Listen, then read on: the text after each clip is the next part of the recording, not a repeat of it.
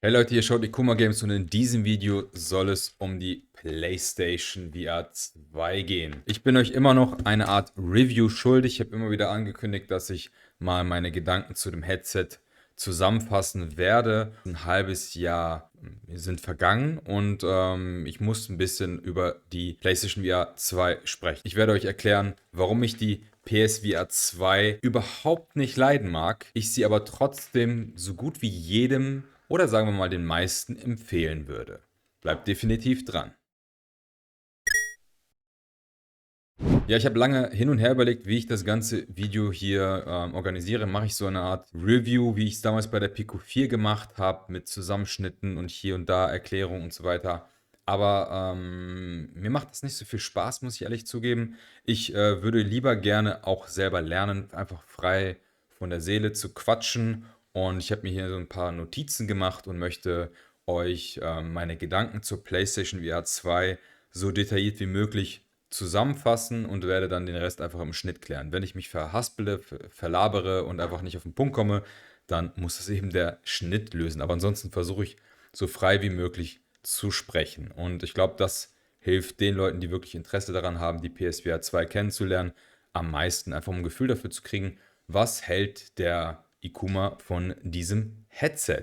Was ist überhaupt die PlayStation VR 2? Wie es der Name schon sagt, ist es eine Peripherie für die PlayStation 5, um genau zu sein. Das Ding funktioniert nicht mit der PS4 oder PS4 Pro und es ist ein Virtual Reality Headset. Ich denke mal, die meisten, die meinen Kanal folgen, werden wissen, was es ist, aber vielleicht kommt der ein oder andere ja auf dieses Video hier und möchte dann nochmal grob wissen, was ist das eigentlich?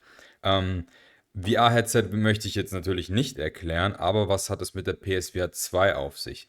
Die PSVR 2 ist ein VR-Headset für die PS5, also man wird die PS5 zwingend brauchen, um das Ganze hier zu bespielen. Das Ding wird mit einem Kabel angeschlossen und dann auf den Kopf gesetzt und dann könnt ihr speziell für VR entwickelte Spiele spielen. Ihr könnt zwar auch Flat Games, also normale Spiele, die ihr so vom Monitor oder vom Fernseher gewohnt seid, mit der PSVR 2 spielen. Dann habt ihr so ein Cinema, aber die meisten Sachen sind eher dafür da, dass ihr mit den Controllern, die es gibt, einfach in der Welt interagieren könnt. Und ja, wie gesagt, das Ganze wird mit dem Kabel angeschlossen und dann könnt ihr das Ganze spielen. Es gibt andere Headsets für den PC zum Beispiel, die ihr dann kabellos oder mit dem Kabel anschließt oder eben Standalone-Geräte wie die Quest 2, die kommende Quest 3 und die Pico 4, mit der ihr quasi direkt mit der Brille loslegen könnt, weil der ganze Prozessor sich in der Brille befindet. Das ist bei der PSVR 2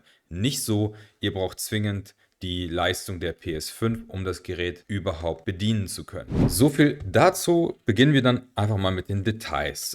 Ich fange mit dem Design an. Also die PSVR 2 hat eine hochwertige Optik, würde ich schon sagen. Also die ist schon gut verarbeitet.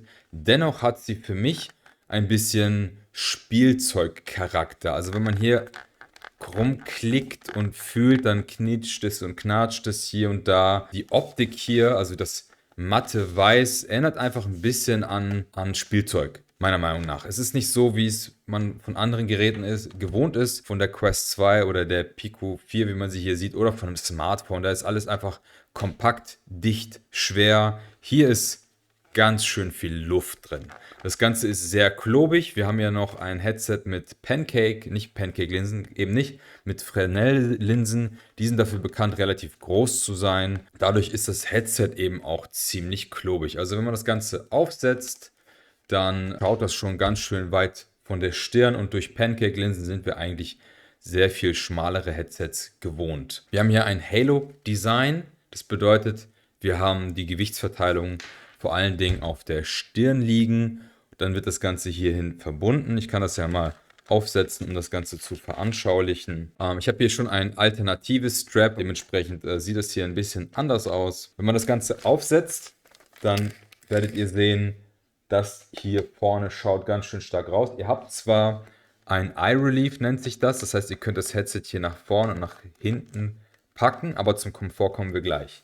So, ihr habt die Gewichtsverteilung auf der Stirn und habt hinten nochmal eben das Headset verbunden mit eurem Kopf sozusagen.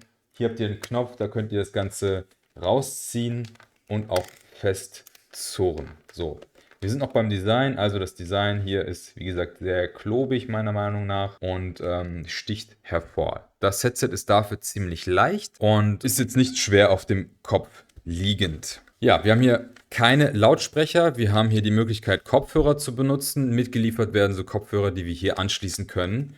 Wir haben hier an der Seite nämlich eine Klinkenbuchse und da könnt ihr eure eigenen Kopfhörer anschließen oder eben dieses hier mitgelieferte. Hier ist so ein kleiner Schacht, wo ihr diese In-Ear-Kopfhörer dann platzieren könnt.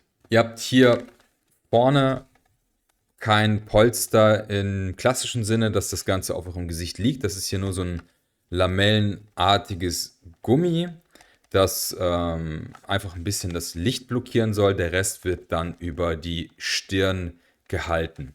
Das klassische Polster, was wir hier haben, ist einfach nur Luft und Silikon oder Gummi oder sowas in der Art. Ihr seht, ich habe das hier schon ausgetauscht. Das Original war meiner Meinung nach extrem unbequem. Damit war ich sehr, sehr unzufrieden, denn da ist im Prinzip gar kein Polster drin. Und wenn es irgendwie, warum auch immer, Probleme gibt, dass ihr das Headset einigermaßen festzurren wollt, dann habt ihr irgendwann definitiv hier ganz starke Abdrücke. Das habe ich hier mit Zubehör verhindern können. Ich werde euch hier oben einen Link verlinken, ein Video verlinken, wo ich eine Alternative euch präsentiere, mit der ich äußerst zufrieden bin. Das ist hier das Globular Cluster für die PSVR 2 und macht auch optisch was her, aber darum soll es in diesem Video ja nicht gehen. Wir haben hier vorne Tracking-Kameras, die natürlich die Controller tracken. Wie gesagt, ich werde jetzt nicht im Detail erklären, was ein VR-Headset ist, aber wir haben ein sogenanntes Inside-Out-Tracking. Das bedeutet, wir haben Controller, die zeige ich euch gleich, die von dem Headset getrackt werden und das Headset selbst trackt sich auch. Das bedeutet, ihr habt keine externen Sensoren, Tracker, Kameras oder ähnliches, was die Kamera sieht, um das Ganze zu tracken. Bei der PSVR 1 war es ja noch anders. Da wurde das Ganze getrackt durch eine externe Kamera. Das heißt, das Ding könnt ihr einfach direkt benutzen. Theoretisch sogar ohne einen Monitor zu haben, also einfach PS5 irgendwo hinstellen und die PSVR 2 anschließen und direkt loslegen. Ihr habt hier einiges an Knöpfe. Wir können ja mal hier ein bisschen durchgehen. Ihr habt einen Anschalter. Hier ist ein Mikrofon. Hier haben wir einen Multifunktionsbutton. Den kann man für verschiedene Sachen zum Muten zum Beispiel oder um das Pass-Through einzuschalten. Das Pass-Through ist quasi die Möglichkeit, diese Kameras hier zu benutzen, um während ihr das Headset aufgesetzt habt, eure Umgebung zu sehen, um euch zu navigieren und so weiter. Aber ansonsten hat das keine Funktion. Ihr werdet die Kameras nicht irgendwie nutzen können, um irgendwelche Spiele zu spielen. Das ist einfach nur zur Orientierung. Dann habt ihr hier oben einmal die IPD-Verstellung. Das heißt, IPD bedeutet, ihr könnt den Augenabstand verstellen. Also nicht nach Millimetern einstellbar, sondern das Headset gibt euch quasi die Möglichkeit, das Ganze einzustellen. Und ihr seht das an einem Display, also am Fernseher bzw. in der Brille, dann einfach, wie weit das auseinander ist und ob sich eure Pupillen dann in der Mitte befinden. Das Ganze passiert dann über Eye-Tracking, aber zu den einzelnen Funktionen kommen wir dann gleich. Ich versuche chronologisch noch erstmal beim Design zu bleiben. Man sieht hier noch, dass ein Kabel hier verbaut ist. Ich weiß nicht, ob ihr das sehen könnt. Hier ist das Kabel eingesteckt. Es macht den Anschein, als könnte man das entfernen. Kann man auch, aber es ist trotzdem hier mit dem Headstrap verbunden. Es gibt keine Möglichkeit, das Headstrap hier komplett abzunehmen, ohne da stark dran rumzufrickeln oder das ganze Ding komplett zu zerlegen. Das heißt, das Kabel ist hier fest verbaut. Das Kabel selbst hat eine ordentliche Länge von 6 Metern und damit kommt ihr auch super klar. Das Ganze wird per USB-C hier direkt an der PS5 angeschlossen, direkt vorne dran. Und dann habt ihr auch ein natives Bild. Das ist wichtig zu erwähnen, denn es gibt VR-Headsets wie die Quest 2 oder die Pico 4, die kann man auch per USB-C an den PC anschließen. Aber da wird das Bild quasi kodiert übertragen. Dadurch habt ihr kein klares Bild. Das wird nämlich komprimiert und dekomprimiert und so weiter. Dadurch habt ihr ein paar paar Fragmente in eurem Bild zu sehen. Der Laie mag das vielleicht nicht erkennen, aber es ist wichtig zu erwähnen, dass es ein absolut natives Bild ist, was hier übertragen wird. Kommen wir zu ein paar mehr technischen Specs. Zum Beispiel hat das Display eine Auflösung von 2000 x 2040 Pixeln pro Auge. Damit ist es hochauflösender als die Quest 2, um einiges hochauflösender als die Valve Index und etwas weniger aufgelöst als die Pico 4. Dafür habt ihr ein OLED-Display. Das hat Vor- und Nachteile, da kommen wir nachher noch. Aber der größte Vorteil ist da, dass ihr reines Schwarz habt und kräftige Farben habt. Und das ist auch ein sehr helles Display. Soweit ich weiß, sogar eins der hellsten Displays, die man so als Konsumer kaufen kann. Das ist auf jeden Fall eine super Sache. Ihr habt, wie gesagt, Eye-Tracking verbaut. Das bedeutet, Spiele können davon Gebrauch machen, dass eure Pupillenbewegung erfasst wird. Das kann in Spielen verwendet werden, dass dann euer Blick quasi erkannt wird in der Menüführung und so weiter. Aber vor allem technisch wird es auch benutzt, um Forwarded Rendering zu aktivieren. Das bedeutet, nur der Bereich, wo ihr hinguckt, wird scharf gerendert und alles außenrum nicht. Das ist für euer bloßes Auge nicht erkennbar, weil wir eben alles in unserer Peripherie nur einigermaßen verschwommen wahrnehmen, aber alles, was wir fokussieren in der Mitte, wird scharf wahrgenommen. Das macht sich die PSVR 2 zunutze, um Ressourcen zu sparen. Dann haben wir noch interessanterweise Haptik-Feedback im Headset selbst. Also hier oben in der Stirn ist ein kleiner Motor verbaut, der in manchen Situationen vibrieren kann.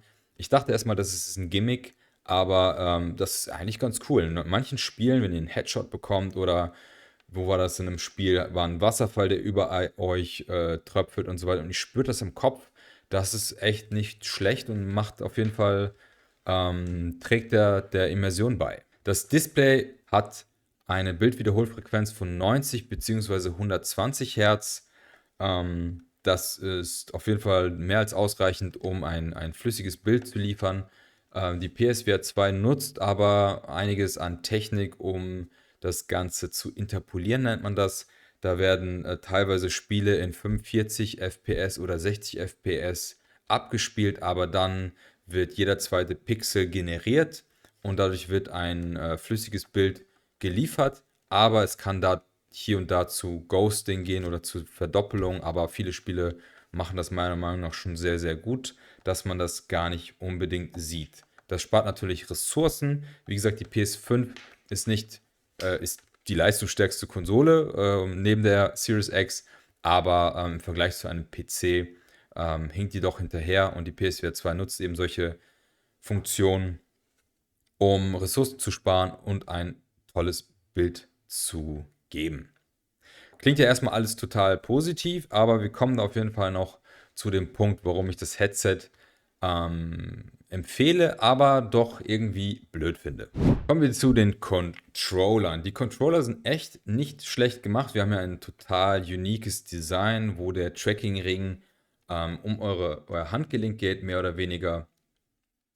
Wir haben relativ kleine Knöpfe und einen kleinen Thumbstick, aber insgesamt kann man sagen, fühlt sich das Ganze sehr gut an. Wir haben hier Trigger, wir haben hier einen Grip-Button, der nur ein Knopf ist, also wie sagt man so schön, analog. Er merkt quasi nur an und aus. Andere Headsets, da ist es man schon gewohnt, dass man quasi den Knopf langsam drücken kann. Da wird das vom Spiel erfasst. Manche Spiele nutzen das. Hier haben wir nur einen einzelnen Knopf. Das ist ein bisschen schade.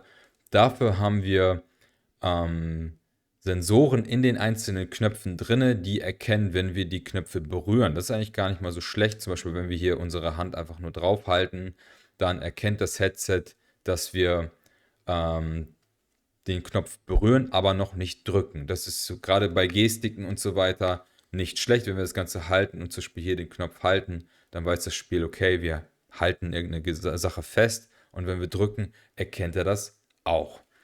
Ja, was haben wir noch? Wir haben ein klassisches PlayStation-Layout, Kreis, X, Thumbstick, R1, R2. Ein bisschen nervig finde ich, dass in den Spielen auch immer R1 und R2 ist. Ist natürlich Gewöhnungssache, aber andere Headsets sprechen ganz klar von einem Grip-Button, von einem Trigger-Button und einem Grip-Button.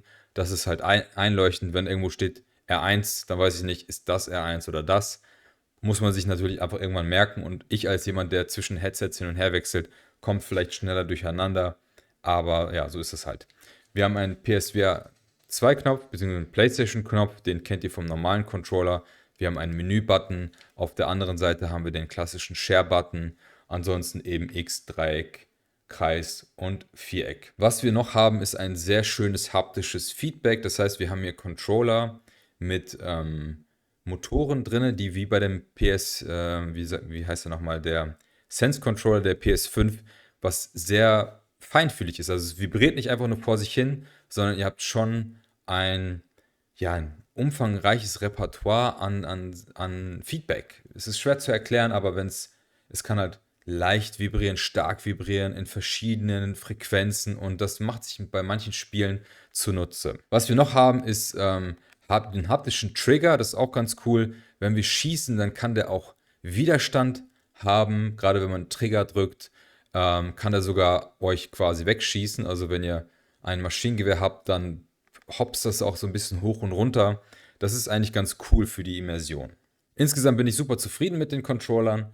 Ein bisschen nervig ist die Akkulaufzeit. Wir haben hier vielleicht 2 Stunden oder so. Ich habe es jetzt nicht genau getestet, aber vom Gefühl her musst ihr es nach jeder Session einmal aufladen, weil sonst seid ihr in der Bredouille, dass das Ganze einfach ausgeht.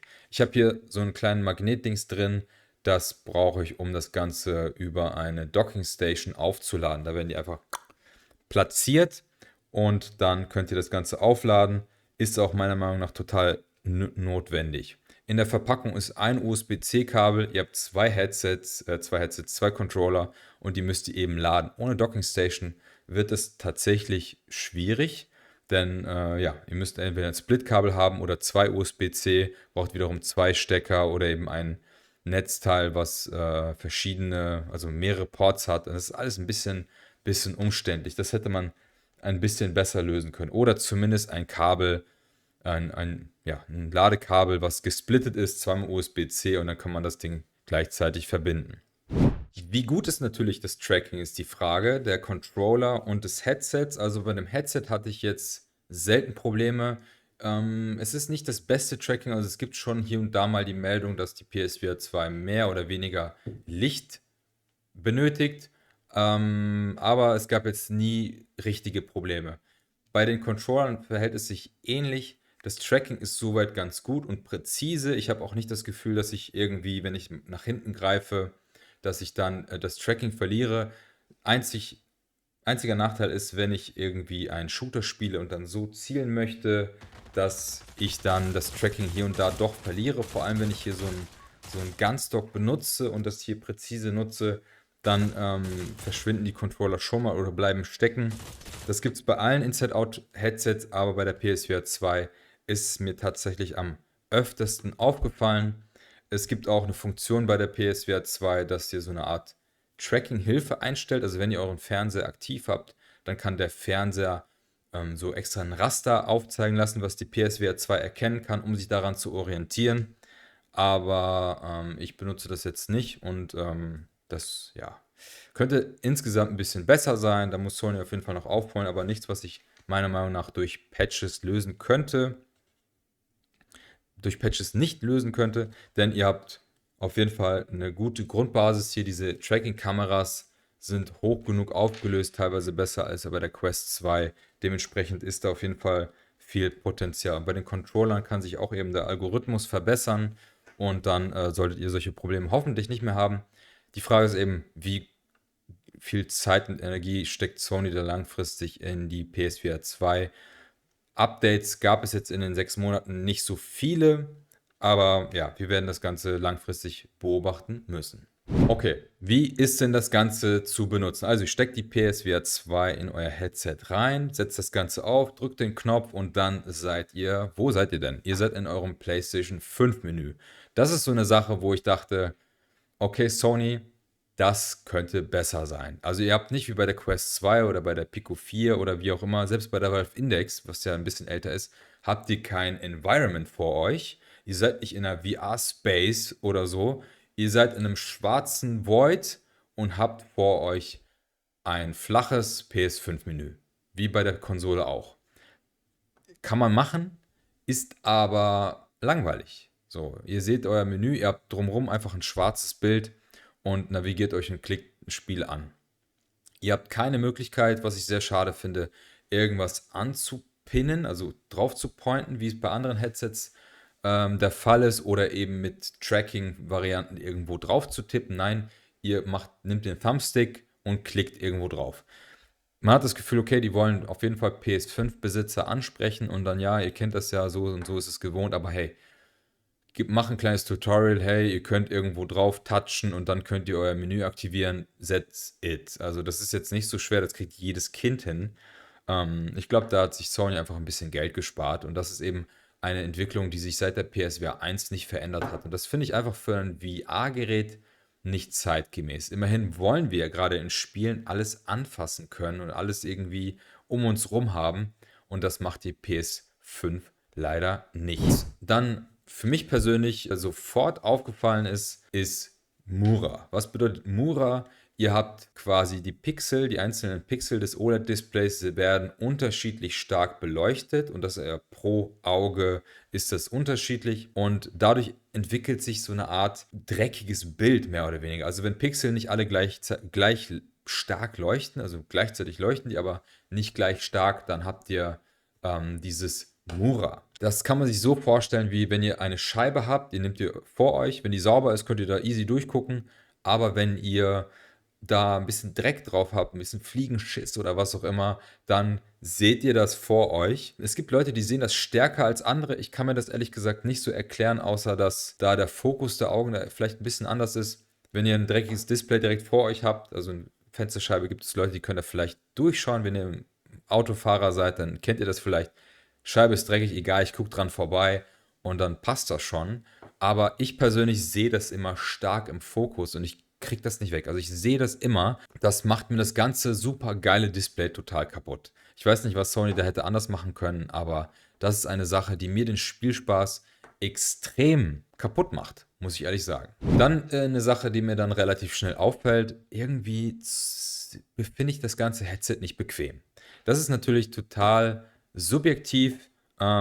Ich glaube, ich habe einfach grundsätzlich ein Problem mit Halo-Designs. Immer wenn ich das als Peripherie von einem anderen Headset ausprobiere, gibt es das große Problem. Ihr seht, meine Stirn geht so ein bisschen nach hinten, die geht nicht gerade hoch. Das bedeutet, wenn ich ein Halo-Design habe, liegt das Halo-Design hier und meine Augen liegen weiter vorne.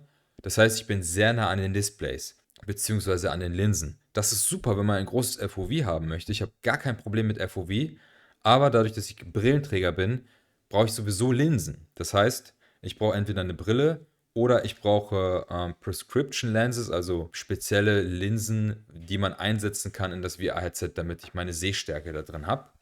Und obwohl das Headset Eye Relief hat, also ich kann das Ganze hier vor und zurück setzen, habe ich das Problem, dass die Linsen irgendwo mich hier oder hier berühren. Und das ist sehr unangenehm. Das heißt, ich muss das Headset weiter wegnehmen. Dadurch verliere ich FOV. Und ja, es ist irgendwie einfach schade. Aber dafür haben wir eben das Eye Relief. Das ist schon ganz gut, dass es da ist. Dann haben wir das Ding, dass wir das Ganze hier nicht wirklich verstellen können. Wir haben zwar, wie gesagt, das Eye Relief und wir können hier das Ganze einstellen, aber ihr seht hier, das hier wackelt maximal ein bisschen, aber ihr könnt den Winkel nicht einstellen. Bei der Quest 2 oder bei der Pico 4 können wir das Ganze ein bisschen neigen und je nachdem, wo eure Augen sind, euer Fokus sind, macht es vielleicht Sinn, das Ganze zu verstellen. Denn die PSVR 2 hat meiner Meinung nach nicht den besten Sweet Spot. Was bedeutet Sweet Spot? Ihr habt die Linsen, ihr guckt da durch und je nachdem, wie gut der Sweet Spot ist, seht ihr das Bild scharf. Linsen haben halt eben eine gewisse Krümmung, gerade Fresnel-Linsen haben einfach eine stärkere Krümmung insgesamt und dadurch seht ihr das Bild nur scharf, wenn ihr in der Mitte der Linsen seid oder beziehungsweise in der Mitte durchschaut. Was bedeutet das? Ihr braucht auf jeden Fall ein gut eingestelltes Headset. Euer IPD muss stimmen. Das könnt ihr hier manuell einstellen und dank Eye-Tracking auch super gut kontrollieren. Aber es muss eben auch sitzen. Das heißt, ihr müsst das Ding hoch und runter zuppeln und dann gucken, dass ihr da vernünftig durchschaut. Aber bei mir war es oft das Problem, wenn das Headset nicht hundertprozentig passt, habe ich das Gefühl, ich will es eigentlich so ein bisschen bewegen. Und gerade bei dem Halo-Design hätte man die Möglichkeit, es sitzt auf der Stirn hier und ich könnte das hier minimal tilten, also einfach ein bisschen neigen. Geht aber nicht. Dadurch habe ich immer das Gefühl, und man sieht es, wenn ihr euch PSVR 2 Content anschaut von anderen, ihr seht immer, dass die Leute rumzuppeln an dem Headset bei jedem einzelnen Video. Überall. Das ist sehr schade. Also bei den anderen Headsets habe ich das Gefühl, bei der Pico 4 ist es halt rigide, fest. Da muss man gucken, wenn es einem passt, passt. Wenn nicht, wird es natürlich schwierig. Bei der Quest 2 muss man sich bei den ganzen 1000 Headstraps durchprobieren. Aber wenn man da eins hat, was passt, dann setzt man es auf und dann ist Ruhe. Das habe ich bei der PSVR 2 nicht und ich glaube viele andere auch nicht, auch wenn sie es vielleicht nicht direkt sofort erzählen. Man muss viel daran rumzuppeln. Und das sind so Sachen, die mich einfach nerven. Also ich habe Probleme mit dem Sweet Spot. Ich finde das Headset überhaupt nicht bequem. Also mit dem Globular Cluster hier, wie gesagt, schaut euch mein Video dazu an, geht das total klar. Also rein vom Polster her. Also ich habe jetzt keine starken Druckstellen, aber man will trotzdem immer dran rumzuppeln. Aber jetzt kommen wir zum großen, großen Aber. Ich habe jetzt ein paar negative Sachen genannt über das Headset selbst, wie es gebaut ist, was es mit den Linsen ist, welche Vor- und Nachteile haben die Controller. Aber was kommt da noch mit zu? Das ganze, sagen wir, System. Denn wir haben hier die PS5 als Power-Ressource und wir haben ein festes Ökosystem. Das Ding, was wir am PC haben, ist wie immer, ihr habt verschiedenste Headsets und ihr habt verschiedenste PCs. Das heißt, ihr müsst immer frickeln, rumgucken, ihr braucht eine heftige Grafikkarte, funktioniert das Ganze, ist das Spiel kompatibel mit dem Headset und so weiter. Wenn alles super ist und ihr habt die heftigste Hardware, cool, dann habt ihr ein super geiles Bild, ein flüssiges Gameplay, aber bei manchen ist es vielleicht nicht der Fall. Ich bin jemand, ich stelle immer so lang rum, dass ich die perfekte Einstellung habe und das Spiel vernünftig läuft und am besten aussieht. Und trotzdem hat man immer das Gefühl, es könnte mehr sein. Und dann probiert man rum und so weiter. Das ist super nervig und trotzdem habe ich hier und da auch manchmal Ruckler. Bei der PSVR 2 funktioniert einfach alles. Ihr setzt das Ding auf, das Spiel hat eine super geile Grafik und es läuft. Und das macht ultra viel Spaß. Ihr müsst euch um nichts Sorgen machen. Ihr habt PC, VR Games, das ist auch so eine Unterscheidung, die man treffen muss.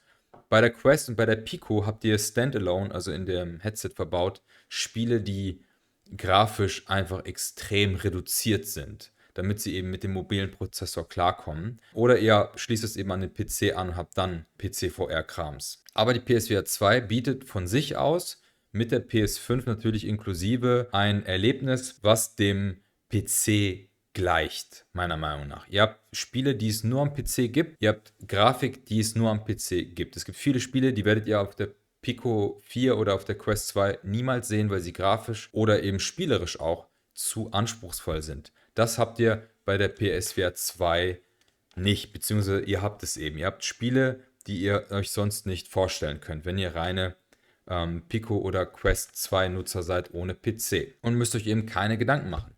Klar ist das Ganze teuer. Das Ganze hier kostet je nachdem zwischen 500 und 600 Euro. Zwischendurch gibt es mittlerweile im Angebot. Die PS5 genauso 400 bis 500 Euro.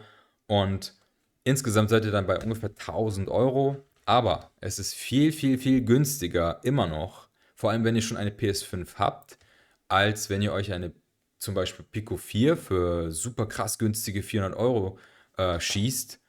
Aber ihr braucht einen heftigen, beefy PC. Klar, wenn ihr einen super heftigen PC habt mit einer 4090 und ihr seid noch keine VR-Spieler, klar, kauft euch eine Pico 4 und los geht's. Aber wenn ihr neu einsteigen wollt und ihr wollt PC VR Spiele, also von der Grafik her, vom Anspruch her und so weiter, dann ist die PSVR 2 definitiv eure Wahl. Und obwohl ich das Mura zum Kotzen finde, obwohl ich den Sweet Spot nervig finde, obwohl ich das Headset insgesamt nicht bequem finde. Trotzdem würde ich es jedem empfehlen, einfach weil ihr damit Spiele spielen könnt und das mit einer Performance, die seinesgleichen sucht. 120 Hertz, flüssiges Gameplay, keine Ruckelei, super geile Farben, super flüssiges Gameplay, wie gesagt, einfach. Das ist echt super. Und dann gibt es eben noch Spiele, die einfach zugeschnitten sind für die PSVR 2. Ihr habt das Haptic Feedback der Controller, also die wirklich individuell sind. Ihr habt das Haptic Feedback in der Stirn,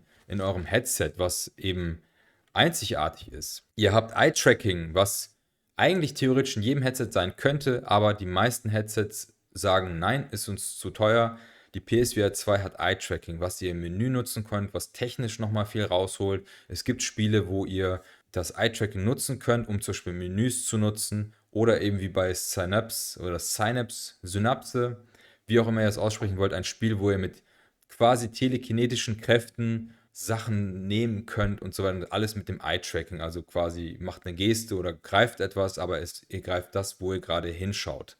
Das ist einfach eine mega coole Sache, die es nur bei der PSVR 2 gibt. Und natürlich gibt es dank des Ökosystems, oder was heißt dank? Es ist eigentlich eine negative Sache. Ihr habt exklusive Spiele. Noch nicht viele, aber es wird bestimmt welche geben. Sowas wie Resident Evil 8 oder das bald kommende Resident Evil 4. Also das Remake Resident Evil 4 habt ihr für PlayStation VR 2. Ihr könnt diese krassen AAA-Games in VR spielen. Eine einzige Umsetzung, also einzig und allein für die PSVR 2. Es gibt dank Mods Möglichkeiten, Resident Evil auch am PC in VR zu spielen, aber müsst ihr halt gucken, ihr braucht einen Beefy PC, wie gesagt, es muss alles funktionieren, ihr müsst das Ganze modden und so weiter. Ihr habt das bei der PSVR 2 einfach so. Und das sind aber, muss man dazu sagen, Ausnahmen. Mal gucken, was die Zeit zeigt, wie viele Spiele tatsächlich PSVR 2 Support bekommen. Aber erstmal habt ihr das. Ihr habt diese Careta. Die Auswahl der Spiele ist durchaus begrenzt, aber meiner Meinung nach in Ordnung. Es gibt Leute, die sagen, okay, es schläft ein, ich will mehr Spiele und so weiter. Aber ich muss sagen, die Auswahl, die ihr habt von alten Klassikern zu neuen Spielen, ist durchaus ausreichend. Wenn ihr schon ewig in der PSVR, also in der VR-Bubble seid, klar, dann sind da viele Spiele bei, die für euch nichts Neues bieten. Dann kann es sein, dass ihr einmal Resident Evil 8 spielt und dann Horizon Worlds, nicht Horizon Worlds, Horizon Call of the Mountain. Dann, ja, habt ihr schnell alles gesehen und dann wird das Ganze natürlich langweilig und dann kommt das Ding wieder in die Schublade.